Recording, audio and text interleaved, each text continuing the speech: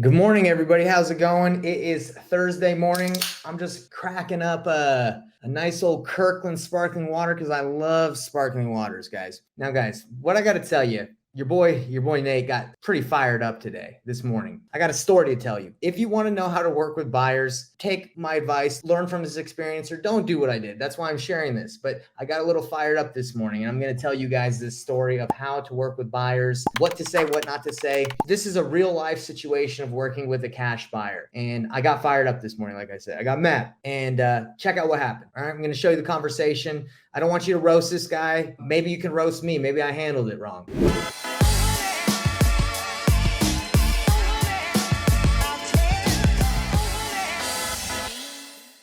So I have this deal in Richmond, Virginia. Someone brought it to me through JVing, okay? And I was like, I can help you find a buyer. So I have some buyers on my buyers list, but I went through batch leads and I was calling agents that represented cash buyers. And I called out to this one guy who's an agent that represents a lot of flippers out there. He actually knows a wholesaler that I know out there. We had a good conversation. We were chatting it up. You know, I was like, hey man, I can bring you a lot of deals. I have a, community that we can send you deals if you're a buyer. He's like, yeah, I'm a buyer, I'm an agent. We had a good conversation. I thought it was great. So I said, let me send you this deal. And can you let me know if you are interested in buying it or not? And he said, yeah, for sure. So, okay. Relationship established. That's what I tell everyone. I say, don't blast it out to a giant buyers list. Call a couple people, get tight with them, bring in the deal, and then you have a relationship. So I send them the deal. I even give it to one of my mentorship students. I say, hey, help me work this deal. Reach out to him. So we send him the deal. He doesn't respond. Okay, this was like 3 weeks ago. We sent him the deal, no response. So I'm like, maybe I have the wrong number. Sorry, wrong number. So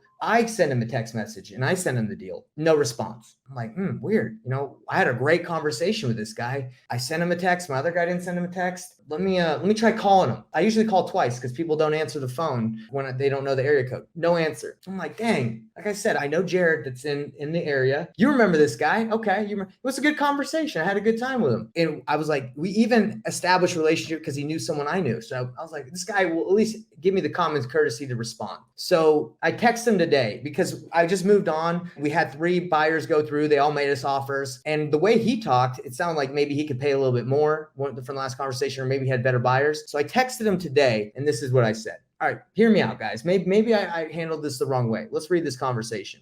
Check this out. So I texted him today. I said, hey, and don't worry about his name. All right, we're not trying to roast this guy. I said, I'm not sure if you've been getting my texts or if you're interested in working a deal with me, but I need your help. We got 3 offers on the house, but I want to get the most out of it. And I was wondering if you wanted to check it out with your buyers. If you're busy, just let me know and I'll hit up Jared. I'm basically saying, hey, don't worry. It's okay. I just need to, if we're going to work together, I need to be talking to you, right? So this is what he says. Tell me if this is a douchey thing to say, or maybe I shouldn't have gotten upset. He said, hey, buddy. First of all, I don't like the word buddy. I don't call anyone buddy. I think buddy is a demeaning term. If someone's like, hey, buddy, it's almost like fighting words in my opinion. But maybe he's from Virginia, he's from the East Coast. Maybe that's a nice thing to say. So let's keep going. He says, hey, buddy, I'm on my anniversary vacation. You guys have texted me upwards of 10 times about this property. And quite frankly, it's getting irritating. Well, I mean, as you guys can see in this conversation right here, that's one text. Okay. Maybe the other guy texted him a little bit. It's definitely not upwards of 10 times, but okay. He says, if you have 3 good offers, that's all you need. Regardless. And by the way, these weren't good offers. I think I could get better. That's what I said.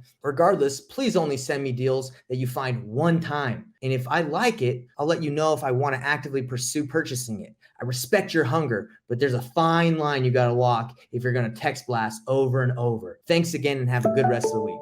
Okay, I get it. You're on an anniversary vacation, but I went on an anniversary and it was a week long, maybe a week and a half. You haven't been gone for 3 weeks, okay? So that's a little frustrating. First of all, you call me buddy. Next, you say, hey, you've hit me up 10 times. I haven't hit you up to 10 times. And you can just say no. You can say, no, I don't want the deal. That's fine. I'm not text blasting a giant buyers list. I'm just trying to find 5 to 10 good buyers that I can have a relationship with. And I can call and say, hey, do you want this deal? If not, then I'll move on. That's fine. So this is what I said. I think I handled it right. I said, yeah, one response would have been nice and we would have stopped. Just one response. From the conversation we had, it seemed like you were pretty responsive, but I didn't know if you were getting my text. Have a good anniversary. And next time, just say yay or no, and this won't happen. Just say yes or no, and I won't text you anymore. Does everyone agree with me on that? That's fine. So this is what he says. He says, how about you just send me the deals And if I respond to you, then clearly I'm interested. If you hear nothing, then it's quite obvious. Figure that's kind of sales 101.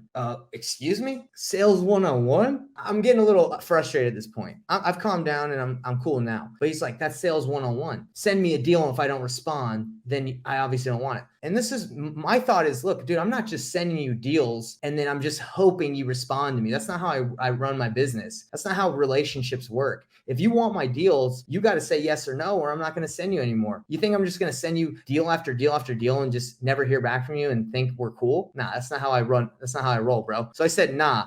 Relationship 101 is you respond yes or no if you want to keep getting deals sent to you. As I say, hey, if you want to keep getting deals, you say yes or no. That's it. It's common courtesy. I don't care if you're the Grant Cardone. I don't care if you're the coolest guy in the world. If you want to do business with me, have the common courtesy to say yes or no. Or we're not doing business together. Is that fair? I said, if you don't respond, then we don't have a good relationship and we don't do deals together. That's just how it is. And I said, I don't do the giant buyers list blast out. I try to find 5 buyers, great buyers in one area and work with them. But if you aren't down for that, I totally understand. So I'm mad at this point. I'm like, dude, this guy thinks he's cool. He might be the kingpin of Richmond, Virginia, or he might have a brokerage or maybe get a lot of deals, but I don't care. I might suffer from pride. All right. I might suffer from thinking I'm tight too, but he thinks, in my opinion, I think he thinks he's tight. He's like, I don't need to talk to Nate. He bump him. He doesn't have a lot of deals for me. It's a waste of my time to even respond to him. I don't do business with people like that. I don't care how rich or successful I ever get. I'm going to respond to someone if I tell them I can do it, or if I tell them I'll look at their deal. I'm going to try my best. I'm not going to get 10 text messages and then on the 11th, according to him, respond and say, yeah, you're pissing me off.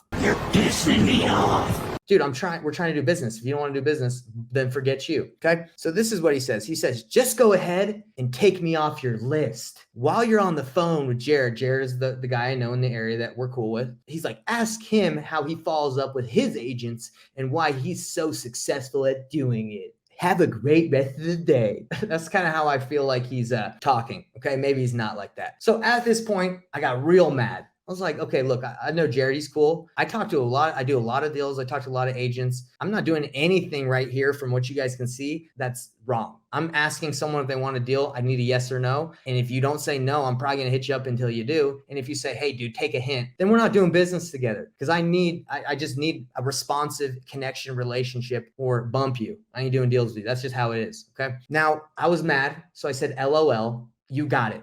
I got mad. That's all. I refrained. And then I had a coming to Jesus moment where I calmed down. I said, look, dude, this ain't even worth it. This ain't worth getting upset. Let me go to the no. Let me go negative. Let me just say sorry. And that's when, you guys ever have that feeling where you're like pissed. And then all of a sudden you're like, dude, what am I doing? Let me come to Jesus moment. Let's come back down to earth. This isn't worth it. So this is what I said. Okay, take it back. It's not a big deal. This is life. This is not life or death. I have other offers. It's not worth having a bad relationship with this guy. So I said, hey, for real though, happy anniversary. That's awesome, man. Sorry for being a jabroni, because I believe I was a little bit of a jabroni. I could have just said, oh, okay, sorry. I could have just left it, but I kept going because I was pissed. So I said, sorry for being a jabroni and bothering you on your trip. If you are on an anniversary trip for 3 weeks, I'm sorry, man. I'm sorry to bother you on your 3-week anniversary. Congratulations. You're able to be on an anniversary trip for 3 weeks. I would feel the same way if a dumb wholesaler was lighting me up too. I would. If you're a wholesaler and I'm on my anniversary trip for 3 weeks, I'd be annoyed too. I'd be like, dude, stop. But at least I would text and say, hey, bro, I'm on my anniversary. I'll get back to you, or I can't do the deal right now. I would at least respond. That's how I am. But if that's how he rolls, that's how he rolls. I said, I'm sorry for bothering you. I'd be upset too. Not as upset as you, or I would have responded. But anyway, I'm just trying to help someone in my community get their first deal. So this is someone in my community, one of my students that's trying to get his first deal. I'm trying to help him out. Okay. If this was about me, like me just trying to get a deal done, I would probably be a little less inclined to like go heavy on this. But I'm trying to help people in my mentorship do a deal. And, I thought he was willing to help. Okay. So I said, enjoy yourself and sorry for coming off like a douche, because I probably was a little bit of a douche for not just ending the conversation saying, oh, okay, have fun, man. Sorry. But the pride, I just got done with jujitsu, bro. And this morning, I'm not like a bad A or anything, but I would choke this dude out in my anger earlier in the conversation. If he was in front of me, I'd be like, oh, you want to go? You want to roll, bro? Let's freaking roll. And I would put him in a headlock or something, guillotine. But then you go back and you're like, dude, what am I? That's pride. You're a prideful person. Stop. You need to be